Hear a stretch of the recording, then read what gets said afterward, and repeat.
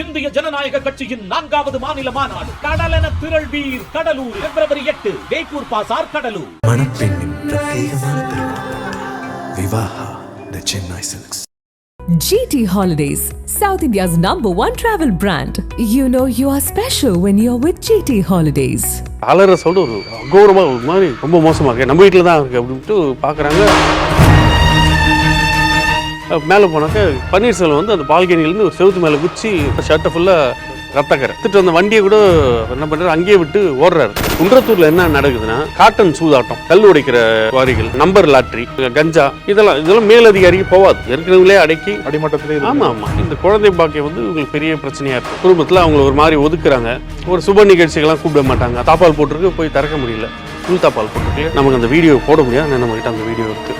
அந்த நேரத்தில் எடுத்திருக்காங்க, உயிர் மட்டும் இருக்குது. ஒரு பார்க்குறாங்க, சில நாள் ஆனால் எந்த முன்னேற்றமும் தெரியல. இந்த நேரத்தில் மார்ச் 31 2021 இந்த மாதிரி வந்து உங்கள் மாப்பிள்ளை இறந்துட்டாராம், மதுரை பக்கத்தில் ஏதோ சூசைட் பண்ணிக்கிட்டாராம். கம்மாயிலேருந்து பாடி எடுத்தோம், எடுக்கிறப்ப டீகம்போஸ் ஆயிருந்துச்சு, அதை நாங்கள் எடுத்து வச்சிருந்தோம் பதப்படுத்தி. பன்னீர்செல்வத்தோட பேண்ட் ஷர்ட் ஏதோ ஒரு பிணத்தில் எப்படி இருக்கும், அப்போ இறந்தவர் யார், இது ஒரு கேள்வி. இப்போதான் தேடப்படும் குற்றவாளி சொல்லி எல்லா ஸ்டேஷனில் ஒட்டி இப்போ இவங்களை தேடுறாங்க. யாரோ ஒருத்தர் இறந்து போனார்ல, அவர் யார், பாடி ஸ்டோரேஜ் பண்ணுறதுக்கு அவ்வளோ இடம் இல்லை, தண்ணியில் விட்டு அந்த இதெல்லாம் தசைலாம் வந்து ரொம்ப பஞ்சு மாதிரி இது மாதிரி வந்துடும் சொல்லுவோம், அல்வா மாதிரி உகந்து மாதிரி வந்துடும், அது டீகம்போஸ். நக்கீர நேயர்களுக்கு வணக்கம். சென்னை குன்றத்தூரில் நடந்த ஒரு குற்ற சம்பவம் பல அதிர்ச்சிகளுடனும் பல மர்மங்களுடனும் தொடர்ந்து நீண்டு கொண்டே போயிட்டு இருக்கு. இந்த குற்ற சம்பவத்தில் தொடர்புடைய குற்றவாளி முதல்ல இறந்துட்டதா போலீஸ் தரப்பில் சொல்லப்பட்டது. ஆனால் டிஎன்ஏ ஆதாரம் போலீஸ் சொல்றதுக்கு எதிராக இருந்தது தான் இங்கே ஒரு பெரிய ஒரு ட்விஸ்டாக நடந்திருக்கு. இந்த ஒரு குற்ற சம்பவத்தில் என்ன நடந்தது, இதுக்கு பின்னாடி யாரெல்லாம் இருக்காங்க, இதில் என்னென்ன சந்தேகங்கள் இருக்கு அப்படின்றத குறித்து நம்மிடையே இன்னைக்கு பிரத்யேகமாகவும் முழுமையாகவும் உரையாட இருக்கிறார் நக்கீரனின் சீனியர் நிருபர் திரு அரவிந்த் அவர்கள். வணக்கம். வணக்கம். இந்த சம்பவம் வந்து எப்போ நடந்தது, இந்த சம்பவத்துக்கு பின்னாடி இருக்கக்கூடிய காரணம் என்ன? குன்றத்தூரை சேர்ந்த பூபதி, அவரோட மனைவி சாந்தகுமாரி, அவங்களுக்கு 2 பெண் பசங்க. சரிங்களா. பூபதி வந்து ஒரு LIC ஏஜென்ட். ஒரு அமைதியான குடும்பம், சொந்த வீடு, குன்றத்தூர் பக்கத்தில் அந்த நம்ம முருகர் கோயில் போகிற வழியில் உதயா நகர்னு ஒன்று இருக்குது, அங்கே தான் அவங்க வீடு. ரொம்ப அமைதியாக போயிட்டுருக்கு. முதல் பொண்ணு வந்து கீர்த்தனா, 26 வயசு அப்போது. அதே போல் பார்த்தீங்கன்னா 2வது மகள், முதல் மகள் கீர்த்தனா வந்து BE முடிச்சுட்டு வேலைக்கு ட்ரை பண்ணுறாங்க. அந்த நேரத்தில் அவங்க வந்து கல்யாணம் பண்ணி கொடுத்துடலாம், அவங்க மாப்பிள்ளை வீட்டுக்கு போயிட்டு பண்ணட்டும்னு சொல்லி முடிவு பண்ணி அவங்க அந்த கீர்த்தனாக்கு முதல் பெண்ணுக்கு வந்து திருமணம் ஏற்பாடு பண்ணுறாங்க. ஆமாம், திருமுழிசை பகுதியை சேர்ந்தவங்க, அதாவது பூந்தமல்லியில் வந்து செட்டில் ஆகுறாங்க ஒரு ஃபேமிலி. அவர் வந்து பார்த்திங்கன்னா ஜெகதீஷ், அவரோட மனைவி எழிலரசி, இவங்களோட பசங்க 2 பசங்க இருக்காங்க. அதில் முதல் மகன் பன்னீர்செல்வம், அவருக்கும் கீர்த்தனாவுக்கும் நிச்சயம் பண்ணுறாங்க 2 வீட்டாரோட சம்மதத்தோட. கல்யாணம் வந்து ஒரு 45-50 சவரம் கிட்ட நகை போட்டு கல்யாணம் பண்ணி வைக்கிறாங்க. நல்லபடி நடக்குது. தனியாக மண்டபத்தில் இருந்து எல்லா நிகழ்ச்சிகளும் நல்லா போகுது. ஒரு ஆவரேஜான குடும்பம் தான் போகுது. இந்த மாதிரி நேரத்தில் வந்து பார்த்திங்கன்னா இவங்களுக்கு குழந்தை பாக்கியம் இல்லை. ஏன்னா கொஞ்ச நாள் ஆகுது, 1 வருஷம் ஆகுது, 2 வருஷம் ஆகுது, குழந்தை பாக்கியம் இல்லை. இதே நேரத்தில் பார்த்தீங்கன்னா இவரோட இப்போ கல்யாணம் பண்ணிட்டு போனாங்க இல்லையா, பன்னீர்செல்வத்தோட தம்பி மணிகண்டன், அவருக்கு திருமணம் நடக்குது. திருமணம் நடந்த கொஞ்ச நாள்லேயே அவங்களோட மனைவி வந்து கன்சீவ் ஆகுறாங்க. அதுக்கப்புறம் ஒரு 10 மாதத்தில் அவங்க குழந்தை பிறக்குது. இப்போ வீட்டில் வந்து முதல் மருமகளுக்கு வந்து குழந்தை இல்லை அப்படின்றது வந்து அவங்க மாமியாரோட டார்ச்சரும் மாமனாரோட டார்ச்சர் அதிகமாக இருக்குது. அவன் மாமனார் ஜெகதீசன் வந்து மாங்காடில் மகாராஜான்னு சொல்லிட்டு ஒரு அரிசி மண்டி வச்சுருக்காரு. அதே போல் மணிகண்டனும் பன்னீர்செல்வம், அந்த பன்னீர்செல்வம் ஃபஸ்ட்டு, 2வது வந்து மணிகண்டன், இப்போது 2 பேரும் சேர்ந்து ஒரு கன்ஸ்ட்ரக்ஷன் நிறுவனம் நடத்திட்டு வராங்க. இது இப்படி போயிட்டுருக்கு ஃபேமிலி. இது இருக்கப்போ இந்த குழந்தை பாக்கியம் வந்து உங்களுக்கு பெரிய பிரச்சனையாக இருக்குது. இன்றைக்கி பார்த்தீங்கன்னா நம்ம தமிழ்நாடுன்னு இல்லை, ஆல் ஓவர் இந்தியா எங்கே எடுத்துட்டாலும் இந்த குழந்தையின்மைன்றது பெரிய பிரச்சனையாக இருக்குது. அதிகமாக இருக்கு குடும்பத்தோட இது. ஒரு குழந்தை பெற்றுக்கிறது வந்து இந்த காலத்தில் ரொம்ப கஷ்டமாக இருக்குது. அதாவது ப்ராசஸே ரொம்ப இதுவாக இருக்குது. அது ஒரு பெரிய ஒரு எதிர்பார்ப்பாக ஆகிடுச்சு. கல்யாணம் முடிஞ்ச அதே வேகத்தில் எதிர்பார்க்குறாங்க. ஒரு சிலருக்கு நல்லாவது. இதோட இது குறைகள் வந்து நிறைய பேருக்கு இப்போ அந்த மலட்டுத்தன்மை, அதாவது நம்ம அந்த உணவு முறை மாறுறதுனால இந்த பிரச்சனைகள்லாம் இருக்குது. அதே போல் பிரச்சனைகள் தான் இங்கே இருக்குது. அதெல்லாம் சரி செய்யக்கூடிய பிரச்சனை தான். இந்த நிலையில் திருப்பி மணிகனோட மனைவி வந்து கன்சீவ் ஆகிறாங்க. 2வது முறையாக வரப்போ இந்த முதல் பன்னீர்செல்வத்தோட மனைவி கீர்த்தனா வந்து இன்னும் கன்சீவ் ஆகலைன்னு சொல்லிட்டு குடும்பத்தில் அவங்கள ஒரு மாதிரி ஒதுக்குறாங்க. ஒரு சுப நிகழ்ச்சிகள்லாம் கூப்பிட மாட்டாங்க. அந்த மாதிரிலாம் இருக்கும் இல்லையா. இந்த மாதிரி விஷயங்கள்லாம் வருது. அப்போது அந்த நலங்கு வைக்கிற ப்ரோக்ராம்லாம் வரும் இல்லைங்களா, அப்போது வீட்டில் இந்த இதுக்கு பண்ணுவாங்கள்ல, இந்த சீர் பண்ணுவாங்க இல்லையா, அந்த டைம்லலாம் அதை பண்ணுறப்போ இவங்க குடும்பத்தில் ஒதுக்குறாங்க. அதனால மன ரீதியாக வந்து கீர்த்தனை ரொம்ப பாதிக்கப்படுறாங்க. இந்த சைடு வந்து இவர் பன்னீர்செல்வம் ரொம்ப இது பண்ண அந்த கோபத்தை எல்லாத்தையும் கொண்டு வந்து அந்த ஃபேமிலி மற்றவங்க உறவினர்கள், ஏன்னா இது வந்து உறவுகள் சார்ந்த நல்ல குடும்பம்ன்றதுனால ஃபுல்லாக எங்கே போனாலும் ஒரு நல்ல நிகழ்ச்சி போனாலும் சரி எங்கே போனாலும் கேட்க ஆரம்பிக்கிறாங்க. இது பெரிய இதுவாக இருக்குது. அதுவும் பன்னீர்செல்வம் வெளியே சுற்றுறாள், கீர்த்தனா வீட்டுக்குள்ளேயே தான் இருக்கான், படித்து முடித்தாலும் வீட்டோட வச்சுருக்காங்க. இந்த நேரத்தில் இவருக்கு ப்ரெஷர் அதிகமாகுது. இதனால் குடும்பத்தில் பிரச்சனைகள் அதிகமாகிட்டு, ஆமாம் இவங்களுக்கு கல்யாணம் வந்து பார்த்திங்கன்னா ஏப்ரல் 9ஆம் தேதி 2017 நடக்குது. ஸோ இது அப்படியே கண்டினியூ ஆகி 2021 பிப்ரவரி 10ஆம் தேதி நைட்டு இந்த பிரச்சனைகள் அதிகமாகுது. வீட்டுக்குள்ளேயே இந்த பொண்ணை போட்டு அடித்து இந்த மாதிரி சித்திரவதைப்படுத்தி குடும்பமே சேர்ந்து இது பண்ணுறது. இந்த பிரச்சனை வந்து அவங்களால பண்ண முடியல. ஒரு கட்டத்தில் சரி எப்படியாச்சும், அதாவது அவங்க தங்கச்சிக்கிட்டேயும் அம்மாக்கிட்டேயும் இந்த கீர்த்தனா சொல்லிகிட்டே வந்திருக்காங்க. அந்த அப்பாவுக்கு தெரிஞ்சால் ரொம்ப சங்கடப்படுவார்.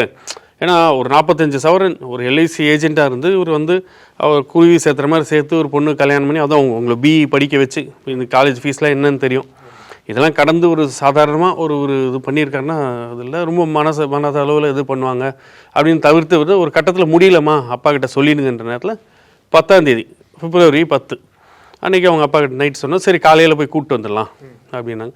முடிவு பண்ணிட்டு மறுநாள் காலையில் 11ஆம் தேதி பிப்ரவரி மாதம் 2021 போகிறாங்க. போயிட்டு 7 மணிக்கெல்லாம் போகிறார். ஏன்னா அவர் சம்மந்தி வந்து மாங்காட்டில் அரிசி மண்டி வச்சுருக்காரு, 8 மணிக்கெல்லாம் கடை திறப்பார், மகாராஜா அரிசி மண்டின்னு. அதனால இன்னும் சீக்கிரம் போனால் தான் அவர் போகிறதுக்குள்ள பிடிக்க முடியும்ட்டு 7 மணிக்கெல்லாம் போயிடுறாரு பூந்தமல்லிக்கு. அப்போ போன முன்னாடி வீட்டில் இருக்காங்க. ஃபஸ்ட்டு பிரச்சனை பண்ணுறாங்க. அவங்களோட உறவினரை இன்னொருத்தர் அவரை கூட்டிகிட்டு வந்து, ஏன்னா சொந்த பந்தங்கள் எல்லாமே கூப்பிட்டு இது மாதிரி யார் பொண்ணு பார்க்க அந்த டைம்லாம் ஹெல்ப் பண்ணவங்களா இருப்பாங்களே அவங்கள வச்சு இந்த மாதிரி பிரச்சனை இருக்குது, நான் ஒரு கொஞ்ச நாள் எடுத்துகிட்டு கூப்பிட்டு வந்து விடுறேன், அப்புறமா வேறு எந்த பிரச்சனையும் இல்லை அப்படின்றாங்க. ஒரு கட்டத்தில் ஒரு சண்டை சச்சரவுகளோடு தான் அவங்கள அனுப்புகிறாங்க. இது வந்து அந்த பன்னீர்செல்வத்துக்கு ரொம்ப மேலே ஒரு மாதிரி மென்டலி டிஸ்டர்ப் ஆகிடும். மனைவியை கூட்டு போயிட்டாங்களே அப்படின்றது போயிட்டாங்க. இது எந்த ஒரு ஆணும் கொஞ்சம் விருப்பப்பட மாட்டாங்களா, இப்போ இவன் சரியில்லை அப்படின்னு பேசுவாங்க ஃப்ரெண்ட் சர்க்கிளோ, தெரிஞ்சோ தெரியாமல் பின்னாடி பேசுறது, இந்த மாதிரி விஷயங்கள்லாம் இருக்குல்ல, இது அவருக்கும் நடந்திருக்கு. இது இயல்பான ஒன்று. சரிங்களா, 12 வருஷம் 15 வருஷம் 20 வருஷம் கழிச்செல்லாம் கல்யாணம் ஆகிட்டு 20 வருஷம் கழிச்சு குழந்தை பிறந்த விஷயம் இருக்குது. 15 வருஷம் 12 வருஷம் 10 வருஷம் அந்த மாதிரி அவ்வளோ நாள் கழிச்செல்லாம் பிறந்திருக்கு. ஆனால் ஒரு சிலர் இந்த சுத்தூர் இருக்கிறவங்க அவங்களுக்கு போட்டு பண்ணுற டார்ச்சர்லேயே இந்த மாதிரி பிரச்சனைகள் நிறையா வரும். அது மொத்தமே இந்த பொண்ணுக்கிட்ட போகிறப்போ அவங்க என்ன பண்ணுவாங்க, வளர்ந்ததும் பார்த்திங்கன்னா ஒரு அழகான குடும்பம், ஒரு இது வந்து சேர்ந்ததும் கௌரவமான குடும்பம் தான்.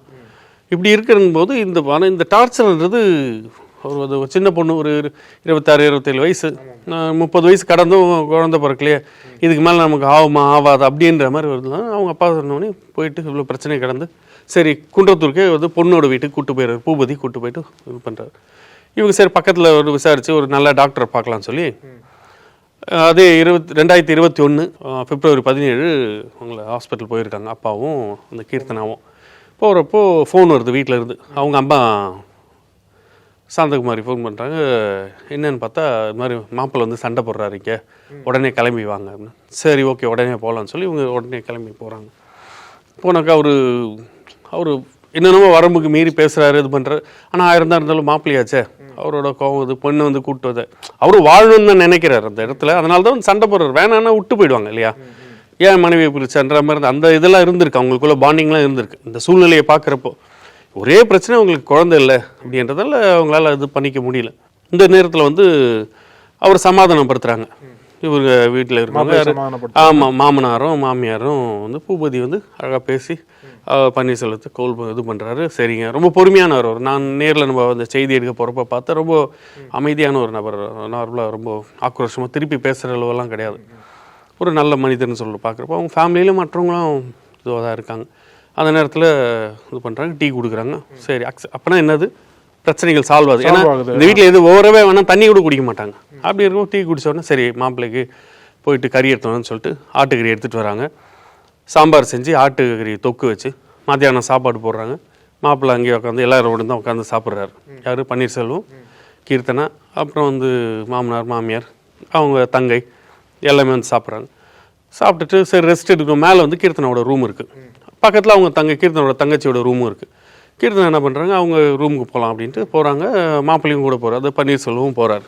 போயிட்டு என்ன பிரச்சனை ஆக போதும் பயப்படுறாங்க. ஏன்னா நல்லா சவகாசமாக சாப்பிட்டுட்டுலாம் பேசிட்டு அப்புறம் தான் ஃப்ரீயாக ஒரு 2:30 மணிக்கு மேலே தான் மேலே போகிறாங்க. ஃபர்ஸ்ட் ஃப்ளோரில் இருக்கிற வீட்டுக்கு போன உடனே பார்த்தீங்கன்னா இதாக இருக்க போதும் எதுவுமே இல்லை, சைலண்ட்டாக இருக்குது. உள்ளே தாப்பால் போட்டு இருக்காங்க. அப்போ தங்கச்சிக்கிட்ட ஒரு 5:30 மணி போல் டீ கொடுத்து அனுப்புகிறாங்க. போயிட்டு நீங்கள் பாருங்கள் அப்படின்னு. இங்கே டீ எடுத்துகிட்டு போகிறாங்க. அப்பயும் அவங்க நல்லா தான் பேசிட்டு இருக்காங்க. திடீர்னு ஒரு டீலாம் கொடுத்து ஒரு 10 நிமிஷத்துக்கு ஒரு சவுண்டு, ஒரு அலற சவுண்டு, ஒரு அகௌரவமாக ஒரு மாதிரி கேட்டுருக்கு. ஒரு மாதிரி என்ன இது, ஒரு மாதிரி ஏதோ ஒரு அபாய குரல் மாதிரி இருக்கே, ரொம்ப மோசமாக இருக்கே, நம்ம வீட்டில் தான் இருக்குது அப்படின்ட்டு பார்க்குறாங்க. மேலே போனாக்கா இதுதான் பக்கத்து ரூமில் தங்கச்சி இருக்காங்க இல்லையா, அவங்களும் வந்து கேட்டுட்டு போய் கதவு தட்டினா தாப்பால் போட்டுருமா அப்படின்னு சொல்லி கீழே வராங்க. கீழே வந்தாக்கா என்ன பால்கனி இருக்கும், வெளியே வராங்க. வீட்டை விட்டு இண்டிவிஜுவல் ஹவுஸ் அது, வெளியே வராங்க. வெளியே வந்தாக்கா ஒரு பன்னீர்செல்வம் வந்து அந்த பால்கனிலேருந்து ஒரு செவுத்து மேலே குச்சி ஃபுல்லாக உடம்பு அப்பயே வந்து ஷர்ட்டை ஃபுல்லாக ரத்தக்கரை ரத்தம் பொழுது என்ன ஏதுன்னு கேட்குறதுல எடுத்துகிட்டு வந்த வண்டியை கூட என்ன பண்ணுறாரு, அங்கேயே விட்டு ஓடுறாரு. ஏதோ நடந்திருக்கு, ஏதோ யூகிக்கிறாங்க. உடனே இது பண்ணுறாங்க, தாப்பால் போட்டிருக்கு, போய் திறக்க முடியல, உள் தாப்பால் போட்டிருக்குல்லையா. சரி, இப்போ எதிர் வீட்டில் இருக்க பசங்க 2 பேர் கூப்பிட்டு திருப்பி அவன் இறங்கி போன பாருங்க. அதே வழியில் போயிட்டு அந்த பால்கனி வழியாக போயிட்டு நீங்கள் கதவு பாருங்கள், அந்த தாப்பு திறந்து விடுங்கன்ட்டு உள்ளே போனது இவங்க கத்த ஆரம்பிச்சிட்டாங்க. அந்த பசங்க 2 பேரும் அலறிவிட்டார். ரத்த வெள்ளத்தில் அந்த பொண்ணு வந்து கிடக்குறாங்க. நமக்கு அந்த வீடியோ போட முடியாது, நம்மக்கிட்ட அந்த வீடியோ இருக்குது. அந்த நேரத்தில் எடுத்திருக்காங்க. உடனே கதவு திறந்ததும் எல்லாம் வராங்க. வந்து பார்த்தா உயிருக்கு போராட்டிகிட்டு இருக்காங்க. சத்தம் வர என்ன பண்ணுறதுன்னு தெரியல. உடனே ஏன்னா எல்லாருமே வீட்டில் இருக்கிறனால உடனே ஹாஸ்பிட்டல் கூப்பிடுவாங்க அப்படின்ட்டு ஆம்புலன்ஸ் வர வைக்கிறாங்க. ஆம்புலன்ஸ் வருது, அப்பயும் துடிச்சிட்டு தான் இருக்காங்க அவங்க. ஆனால் இவங்க ஏன் போலீஸ் கூப்பிடாம இளைஞர்களை கூப்பிட்டு பார்க்க சொன்னாங்க முதல்ல? போலீஸ் எப்படி கூப்பிடுவாங்க? பதட்டத்தின் காரணம் ஏதோ சவுண்டு கேட்குது, பொண்ணை தானே ஃபஸ்ட்டு காப்பாற்றணும். ஏதோ நடந்துச்சுன்னு தெரியுது, ஏதோ பிரச்சனை நடந்து இந்த குரல் வந்து அவங்களோட பொண்ணு தான் கேட்குது. போலீஸ் அவங்க ஃபஸ்ட்டு உள்ளே என்ன நடந்துச்சு சொன்னது போலீஸுக்கு சொல்கிறது. 108 ஃபோன் பண்ணுறாங்க. அது 108 சொன்னாவே இன்னொரு விஷயம், நிறைய பேருக்கு தெரியாத விஷயம். 108 ஃபோன் பண்ணாவே போலீஸ்க்கு ஆட்டோமேட்டிக்காக போயிடும். அது நீங்கள் அங்கே தான் பண்ணணும் இல்லை, ஏன்னா ஃபஸ்ட்டு உயிரை தான் நீங்கள் காப்பாற்றணும். நீங்கள் ஏன் போலீஸாக வந்து இப்போ கழுத்தறுத்த ட்ரீட்மெண்ட் கொடுக்க போகிறாங்க, அது கிடையாது. ஃபஸ்ட்டு அவங்களுக்கு ஃபஸ்ட் எய்ட் தான் முக்கியம். அப்போது 108 வந்து ஃபஸ்ட் எய்ட் கொடுத்து, ஆனால் ரொம்ப காயம். அதாவது பக்கத்தில் ஒரு பிளேடு இருந்திருக்கு, ஒரு சின்ன பிளேடு, அது தெர்மோக்கோல்லாம் இருப்போம் இல்லையா, அந்த மாதிரி சின்ன பாக்கெட் சைஸ் பிளேடு. அது அந்த மாதிரி அந்த இதில் தான் எடுத்துருக்காங்க. அதையும் பார்க்குறாங்க, எல்லாம் இது பண்ணுறாங்க. உடனே எடுத்துகிட்டு போகிறாங்க. குரோம்பேட் ஜிஹெச்சுக்கு போகிறாங்க. குரோம்பேட் ஜிஹெச்சா அந்த 2020-21 பார்த்தீங்கன்னா ரொம்ப மோசமாக இருக்கும். இப்போ பக்கத்தில் புதுசாக கட்டிட்டாங்க, அது நல்லா இருக்குது, இப்போ நல்லா செயல்படுது.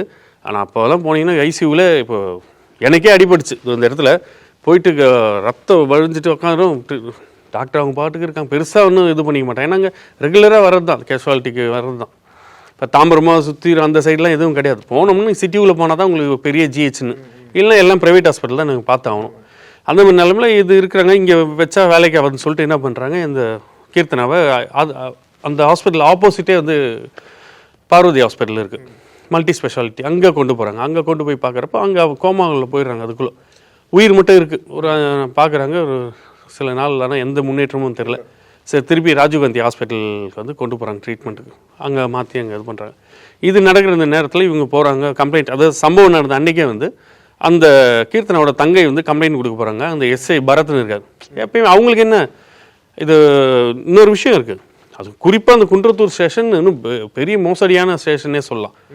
அந்த ஸ்டேஷன் வந்து இப்போ போனீங்கன்னா லேண்ட் கிராப்பிங் விஷயம் வந்தால் உடனே டக்குன்னு எடுப்பாங்க. ஒரு பஞ்சாயத்து, கட்ட பஞ்சாயத்து தான் அந்த நல்லா நடக்கும். இந்த மாதிரி குற்ற சம்பவங்கள் நிறைய நடக்குது அந்த ஏரியாவில். குன்றத்தூர் பொறுத்தவரை ஆமாம், பெருசாக அவங்க ரோந்து பணியாக பெருசாக இதுவெல்லாம், ஏன்னா அது வந்து தொடர்புக்கு கொஞ்சம் தள்ளியே இருக்குது. யாரோ ஒரு ஆஃபீஸர் வராங்க, ஒரு ஆய்வுக்கு போனால் கூட ஈஸியாக போக மாட்டாங்க. அந்த ரோடு வழி சரி கிடையாது, டிராஃபிக், இந்த மாதிரி விஷயம்லாம் இருக்கனால பெரும்பாலும் பெரிய அதிகாரிலாம் அந்த சைடு அவாய்ட் பண்ணுறாங்க. இந்த மாதிரி நேரத்தில் இவங்களுக்கு வெறும் இதுதான், அங்கே உட்காந்துட்டு இவங்க நாட்டாம மாதிரி பஞ்சாயத்து பண்ணுவாங்க. இதை பற்றி நான் அப்புறம் சொல்கிறேன், அந்த ஸ்டேஷனை பற்றி. இப்போ கொடுக்குறப்ப பரத் இதை பற்றி கண்டுக்கல.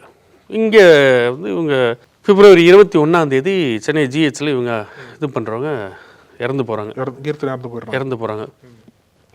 அதே போல் இவங்க கம்ப்ளைண்ட் கொடுத்தாங்க பாருங்க. மறுநாள் வந்து அவர் கண்ணன் இன்ஸ்பெக்டர்னு சொல்லி ஒருத்தர் அப்போ இருக்கார். அவர் சொன்ன பின்னாடி இந்த பரத் மனம் இறங்கி எஃப்ஐஆர்லாம் போடுறப்போ என்னென்னா இவங்க கொடுத்த கம்ப்ளைண்ட் வாங்கலை, என்ன நடந்துச்சு இவங்க கொடுக்குறாங்களா அது இல்லை, அவராக ஒரு இது வந்து எழுதுறாரு. இந்த சம்பவம் நடந்துட்டு இவங்க அந்த கத்தர சவுண்டு, அலற சவுண்டு வந்து எல்லாருக்கும் கேட்குது. எதிர்க்க இருக்கவங்க பக்கத்தில் எல்லாம் கூட்டிடுறாங்க. ஏன்னா சின்ன கிராமம், ஒரு தெருவுன்றப்போ எல்லாமே வந்துடுவாங்க. இப்படி வர்றப்போ பார்த்தீங்கன்னா இது எல்லாமே பார்க்குறாங்க. அவங்கக்கிட்டே யார்கிட்டையும் பெருசாக விசாரிக்கல. வரவன் தப்பிச்சு போயிடுறான். அவங்க தம்பி வந்து பைபாஸில் இது பண்ணுறான், இது எதுவுமே இவங்க கொடுத்ததை இவங்க ஸ்டேட்மெண்ட்டே எடுக்கல. அவராக ஒரு ஸ்டேட்மெண்ட் எடுக்கிறார். என்ன விஷயம்னா, அவரோட அந்த பன்னீர்செல்வத்தோட உறவினர் அந்த சரவணன் ஒருத்தர் இருக்கார். அவர் வந்து அந்த போலீஸில் கட்ட பஞ்சாயத்துலாம் பண்ணுறவர். இப்போ ஒரு போலீஸ் ஒரு பாதிக்கப்பட்டவங்க வராங்க, வேறு எதுவும் வராங்கன்னு வச்சுக்கோங்க, ஒரு போலீஸுக்கு டேரெக்டாக போய் பணம் கொடுக்க மாட்டாங்க. நடுவில் ஒரு இருப்பாங்க ஒரு சிலர் கட்ட பஞ்சாயத்துன்னு, இவங்க மூலியமா அங்கே போயிடும். அந்த மாதிரி வேலை பார்க்குறவர். அதனால இவர் ஏதோ இன்ஃப்ளூயன்ஸில் அவர் கொஞ்சம் கட்சியில் ஒரு இதாக இருந்திருக்காரு. ஏதோ ஒன்று நடக்குது, கேஸ் எடுக்க வேண்டாம் அப்படின்ற மாதிரி சொல்லி இந்த மாதிரி விஷயம் ஏதோ ஒன்று நடந்திருக்குன்னு இந்த சைடு அந்த குடும்பத்தார் சொல்கிறாங்க. இப்போது இவர் பரத்தோட ஸ்டேட்மெண்ட் மட்டும்தான் இன்றைக்கி இருக்குது. சரிங்களா, இது கடன் தான். அவனை அரெஸ்ட் பண்ணுங்கன்னா அரெஸ்ட்டே பண்ணல. குற்றவாளி அரெஸ்ட் பண்ணுங்க அப்படின்னு இந்த குடும்பத்தார் எவ்வளோ இது பண்ணுறாங்க. ஒரு அவ்வளோ பாசமாக ஆசையாக கல்யாணம் பண்ணி வச்சு நல்ல இவ்வளோ சவரன் 45 சவரன்னா இன்றைக்கி ரேட்லாம் என்ன ஆகுது யோசனை பண்ணி பாருங்கள். இன்றைக்கெல்லாம் 1 கோடி ரூபா கிட்ட இல்லையா இன்றைக்கி ரேட்டுக்கு? அன்னைக்கு கம்மியாக இருந்திருக்கும் 2017ன்றப்போ. அப்பயும் ரேட்டு தான் கொஞ்சம் கம்மியாக இருந்திருக்கும். இந்த மாதிரி விஷயம் நடந்துட்டுருக்கு. இவங்க எதுவுமே இது பண்ணிக்கவே, கிணத்துல கல் போட்ட மாதிரி இருக்குது.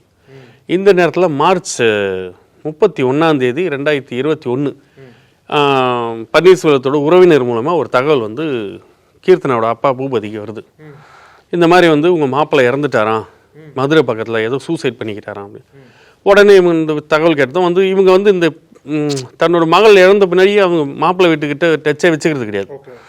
என்னத்துக்கு அவ்வளோ இது பண்ணிவிட்டு அந்த மாதிரி இருக்குன்னு சொல்லிட்டு அவங்க எதுவும் பண்ணல. அப்போது சரி வேறு வழியில் போய் கேட்கலான்ட்டு ஒரு சொந்தக்காரங்களாம் கூட்டிகிட்டு போயிட்டு கேட்குறாங்க, இந்த மாதிரி என்ன ஆயிருக்கு, என்ன ஏது உங்களுக்கு தெரியுமா தெரியாதுன்னா அதெல்லாம் எங்களுக்கு தெரியும் அப்படின்னு சொல்லிட்டு இன்னும் எந்த ஸ்டேஷன் எதுன்னு கேட்குறாங்க. அட்ரஸ் வாங்கிக்கின்னு மதுரை கேப்புத்தூர்னு ஒரு கேப்புத்தூர்னு ஒரு போலீஸ் ஸ்டேஷன் அங்கே போய் கேட்குறாங்க. அங்கே ஆய்வாளர்கிட்ட போகிறப்போ ஆமாங்க இந்த மாதிரி ஒரு நபர் இறந்ததா இருந்து தகவல் கிடச்சிச்சு, ஒரு கம்மாயிலேருந்து பாடி எடுக்கிறப்ப டீகம்போஸ் ஆகிருந்துச்சு, அதை நாங்கள் எடுத்து வச்சுருந்தோம் பதப்படுத்தி. அப்போது உங்களோட இறந்தவரோட தம்பி வந்து என்ன பண்ணுறாரு, பன்னீர்செல்வத்தோட தம்பி மணிகண்டன் வந்து அவரது போட்டுருக்க சட்டெல்லாம் எங்கள் அண்ணந்து தான் அப்படின்றாரு. எங்ககிட்ட இங்கே அவரோட ஒரு சில தகவல்லாம் ஒரு சில அந்த பேக் அது கிடச்ச பர்சல்லாம் இருந்ததெல்லாம் அந்த பன்னீர்செல்வத்தோட இது இருந்துச்சு அப்படின்னு அவங்களும் சொல்லியிருக்காங்க. அதனால் இவங்க சொல்கிறது கரெக்டாக இருக்கும்னு சொல்லிட்டு நாங்கள் பண்ணிட்டோம். ஆனால் ஃபார்மலாக சட்டப்படி வந்து அவரோட டிஎன்ஏ வந்து நாங்கள் எடுக்கணும். அப்போ அந்த டிஎன்ஏக்கு தேவையான அந்த எலும்பு மஜ்ஜை இருக்குல்லையா, அதை எடுத்து வைப்பாங்க. அதில் தான் இந்த டிஎன்ஏ ரொம்ப நாட்களாக இருக்கும். மற்ற இது நீங்கள் எடுக்கிறீங்கன்னா முடியாது. அது பாடி வேறு டீகம்போஸ் ஆகிட்டு இருக்கு இல்லையா, எத்தனை நாள் ஆச்சு அந்த பள்ளத்தில் கம்மாயில் விழுந்து அப்படின்னு அவங்களுக்கு தெரியல. அதனால் இதெல்லாம் எல்லா ரிப்போர்ட்டும் வந்த பின்னர் தான் தெரியுங்க இந்த மாதிரி விஷயங்க அது வச்சுருக்கு அப்படின்னா. சரி ஓகே, டிஎன்ஏ டெஸ்ட் எடுத்தீங்களா அவங்க அப்பா அம்மாவன்னு கேட்குறாங்க. அதுக்கும் இல்லை, நீங்கள் அங்கே திருப்பி குன்றத்தூர் போங்கன்னு மதுரையிலேருந்து இங்கே அழைக்க வைக்கிறாங்க. சரி ஏங்க பாடி ஆச்சுன்னா அவரோட ரத்த உறவுங்க ஒரு தம்பி சொல்லிட்டாரு மனைவி இறந்துட்டாங்கன்னா அந்த துக்கத்தில் தான் தற்கொலை பண்ணிட்டாருன்னு சொல்லி அவர் சொல்கிறாரு. நாங்களும் குன்றத்தூர் ஸ்டேஷனில் விசாரித்தோம். சம்பவம் உண்மை என்னொன்னே சரி நான் அதை வந்து இது பண்ணிட்டேன். ஏன்னா இங்கே வந்து பாடி ஸ்டோரேஜ் பண்ணுறதுக்கு அவ்வளோ இடம் இல்லை, அதனால் பாடியும் டீகம்போஸ் ஆனால வைக்கிறது அவ்வளோ இயல்பு இல்லை. ஏன்னா அந்த தண்ணியில் ஊற்றிட்டா அந்த இதில் தசையில் வந்து ரொம்ப பஞ்சு மாதிரி இது மாதிரி வந்துடும், நான் சொல்லுவேன் அல்வா மாதிரி உகந்து மாதிரி வந்துடும், அது டீகம்போஸ் ஃபுல்லாக ஆகிட்டு. அதனால் அவங்க சொல்கிறதும் உண்மை தான், அவங்க அந்த மாதிரி வைக்க மாட்டாங்க. ஆனால் அவங்க டிஎன்ஏ எடுத்து வச்சுருக்காங்களே. அதனால் அதுக்கப்புறம் இந்த குடும்பம் அவங்க பின்னாடி அலைஞ்சு திரிஞ்சு, ஏன்னா அவங்க பெத்த அம்மா அப்பாவோட யார் பன்னீர்செல்வத்தோட அப்பா அம்மா இருக்காங்க இல்லையா, அந்த ஜெகதீசன் எழிலரசி அவங்களோட 2 பேரும் ரத்த மாதிரி என்னென்னா அது இவங்களை வச்சு குன்றத்தூர் ஸ்டேஷனில் ப்ரெஷர் பண்ணி பாவம் அவங்க அது பின்னாடி கொஞ்சம் நெஞ்சு அலைச்சல் கிடையாது. இந்த இதுக்கு போகிறதுக்கு கூட மதுரைக்கு போகிறதுக்கு கூட குன்றத்தூர் ஸ்டேஷனில் கூப்பிட்டு போகிறாங்க. எல்லாம் இவங்க செலவு பண்ணி கூப்பிட்டு போகிறாங்க. போய் அவ்வளோ செலவு பண்ணி என்னன்னா வந்து இறந்து போன மகளுக்கு நீதி கிடைக்கணும் அப்படின்னு தான் அவங்க இது பண்ணுறாங்க. டிஎன்ஏ டெஸ்ட் எடுத்த அதோட ரிப்போர்ட் கேட்குறாங்க, தரல. அதுக்கு ஒரு அலைச்சல் அலையிறாங்க, அதுக்கு தனியாக ஒரு அட்வொகேட் வைக்கிறாங்க. எதுவும் முடியல. இது வருடங்கள் கடந்து போயிட்டே இருக்குது. கடைசியாக வந்து 2023 ஜூன் மாதம் ஆர்டிஐயில் போலீஸ் கொடுக்குறாங்க. இவங்க கேட்ட கேள்வி டைரக்டெலாம் தரல, என்ன பண்ணியும் இது பண்ணல, கோர்ட்டு மூலம். அதே போல் இவங்க எல்லா விஷயத்துக்குமே கோர்ட்டை அணுகி கோர்ட்டு இது பண்ணி தான் இவங்க பண்ணுறாங்க. அதே போல் 2021 நடக்குது இந்த சம்பவம். 2023 சார்ஜ் ஷீட்டே போடல, 4 வருஷம் அப்புறம் தான் சார்ஜ் ஷீட்டு அது தாமதப்படுத்தி போடுறாங்க. ஓகே, அவ்வளோ ஏன் இழுக்கணும் ஒரு கேஸ்? இறந்துட்டாங்கன்னு அது பண்ண வேண்டியது தானே. அப்போ நீங்கள் டிஎன்ஏ டெஸ்ட் எடுக்கிறீங்க, அது ரிசல்ட் கொடுக்க வேண்டியது தானே. இல்லைன்னா அடுத்தவனை தேடணும்ல. எதுவுமே பண்ணல. ஆர்டிஐ ரிப்போர்ட்டில் வருது இந்த இறந்து போன நபரும் எடுக்கப்பட்ட சாம்பிள் பன்னீர்செல்வத்தோட அப்பா அம்மாவோட சாம்பிளும் அந்த டிஎன்ஏவும் இதுவும் ஒத்து போகல, சரிங்களா அப்படின்னு வருது. இது எவ்வளோ பெரிய விஷயம். அப்போ இறந்து போனது யாரு? எப்படி வந்து உறுதிப்படுத்தினாரு? எப்படி அந்த பேண்ட் ஷர்ட் பன்னீர்செல்வத்தோட பேண்ட் ஷர்ட் ஏதோ ஒரு பிணத்தில் எப்படி இருக்கும்? அப்போ இறந்தவர் யாரு? இது ஒரு கேள்வி. மணிகண்டன், அவர் தம்பி மணிகண்டன் எப்படி வந்து இவர் ஒத்துக்கிறார், இதான் என்னோட அண்ணன் சொல்லிட்டு இது ஒரு சைடு போயிட்டு இருக்குல்ல. இவங்க ஏசி டிசி அவங்க எல்லார்கிட்டையும் கம்ப்ளைண்ட் அனுப்புகிறாங்க. எதுவும் இல்லை, இந்த குடும்பம் அல்லோல் படுறாங்கன்னு சொல்லணும். இந்த இதுக்காக என்ன சொல்கிறாங்கன்னா பூபதி தரப்புல இருந்து என்னோட மாப்பிள்ளை வந்து பன்னீர்செல்வம் சாகலை, எங்கேயோ மறைவா வாழ்ந்துட்டு இருக்காரு அப்படின்ற மாதிரி சொல்கிறாங்க. இதை வந்து இவங்க ரொம்ப நாளாக சொல்லிட்டு இருந்தாங்க, கொலை ஆனதுலேருந்தே சொல்கிறாங்க. இறந்ததோட கூட இவங்க நம்பலை, நாங்கள் கண்ணால் பார்க்கல அவர் அப்படின்னு தான் சொல்கிறாங்க. ஆனால் போலீஸ் ஆர்டிஐ ரிப்போர்ட்டில் அவங்களே கொடுத்துருக்காங்க, தேடப்படும் குற்றவாளி அப்படின்னு சொல்லி இப்போ அறிவிச்சிருக்காங்க. எத்தனை வருஷம் கழிச்சு? 5 வருஷம் கழிச்சு அந்த ஆர்டிஐயில் வருது. 4 வருஷம் கழிச்சு சார்ஜ் ஷீட் போடுறாங்க இந்த கேஸுக்கு. இப்போ தான் தேடப்படும் குற்றவாளி சொல்லி எல்லா ஸ்டேஷனில் ஒட்டி இப்போ இவங்களை தேடுறாங்க. அப்போது யாரோ ஒருத்தர் இறந்து போனார்ல, அவர் யார் அதை கண்டுபிடிக்கணுமா போலீஸ்? மதுரை போலீஸ் பண்ணணுமா? அந்த வேலை பண்ணல. இந்த குன்றத்தூர் போலீஸ் வந்து இந்த கொலையாளி யாருன்னு அவங்க கண்டுபிடிக்கணுமா? இல்லை. அதே போல் இந்த ட்ரெஸ் எப்படி, பன்னீர்செல்வம் ட்ரெஸ் எப்படி அந்த இறந்து போன ஒரு நபர் போட்டிருக்கலாம், இவரோட ஒரு சில உடைமைகள் எப்படி இறந்து போன ஒரு பக்கத்தில் அங்கே இருக்கலாம், கிடைக்கலாம். இவர் ஏன் மதுரை போனார்? இவங்க பூர்வீகமே இங்கே, இவர் ஏன் மதுரை போனார்? இவ்வளோ கேள்விகள் வந்து இதில் எழுது. அப்போ இவர் எங்கேயோ மறைஞ்சு வேலை பார்க்குறாரு, அது ஏதோ பண்ணிட்டு இருக்காரு. அதுக்கு அந்த குடும்பம் உதவுது. அதே போல் இந்த வழக்கில் இது வரைக்கும் அவங்க பேரண்ட்ஸ், இந்த பொண்ணு குடும்பப்படுத்தினாங்களே அந்த பேரண்ட்ஸை சேர்த்தவே இல்லை.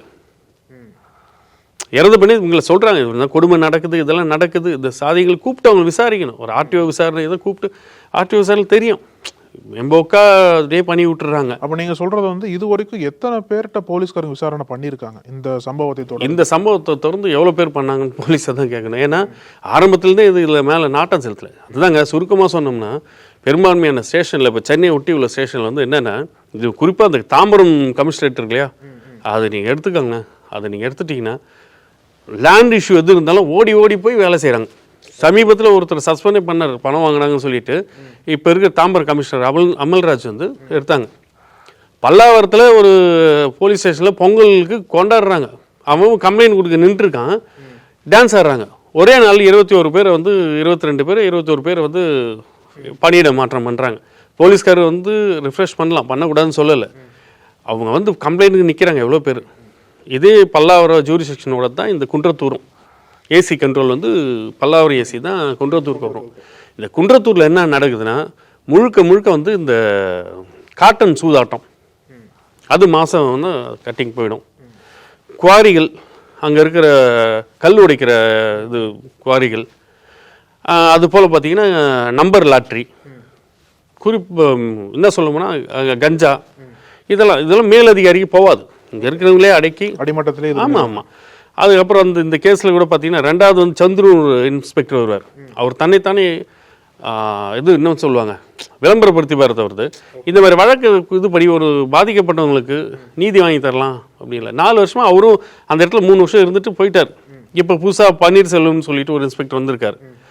இப்போவும் அந்த கேஸை நகராமல் அப்படியே தான் இருக்குது. இவங்க வாய்தா போய் பார்த்துட்டு வராங்க, ஏதாச்சும் இந்த பெண்ணோட இதுக்கு நீதி கிடைக்குமான்னு அப்படின்ட்டு பார்க்குறாங்க. ஆனால் குற்றவாளி கிடைக்கல, குற்றவாளி என்னன்னா அதை பற்றி எதுவுமே விசாரிக்கல.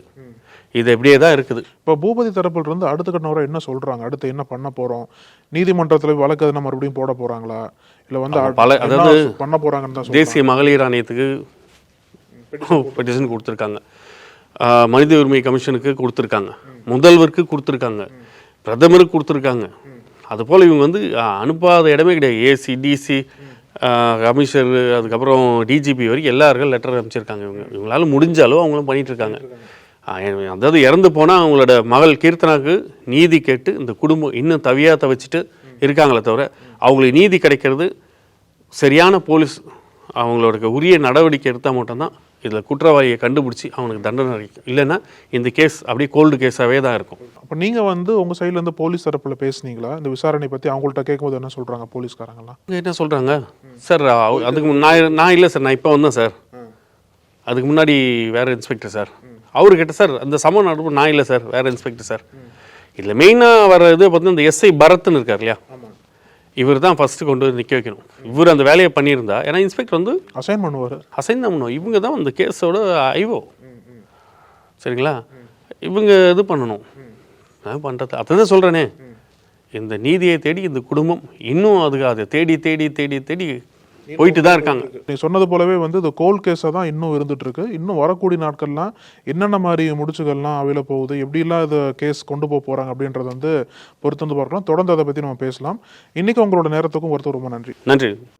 நக்கீரன் டிவிக்கு சப்ஸ்கிரைப் செய்யுங்கள். உங்கள் ஆதரவே எங்கள் பலம். ஆசிரியர்களுக்கு நண்பனாகவும் மாணவர்களுக்கு ஆசானாகவும் திகழும் தேர்வு வழிகாட்டி. ஒவ்வொரு பாடத்திற்கும் அனுபவமிக்க ஆசிரியர்களின் துல்லியமான தெளிவான விடைகள். CNC இருக்கு, தேர்வு பயம் எதற்கு? இது தீரன் பப்ளிஷிங் ஹவுஸ் விற்பனை வெளியீடு.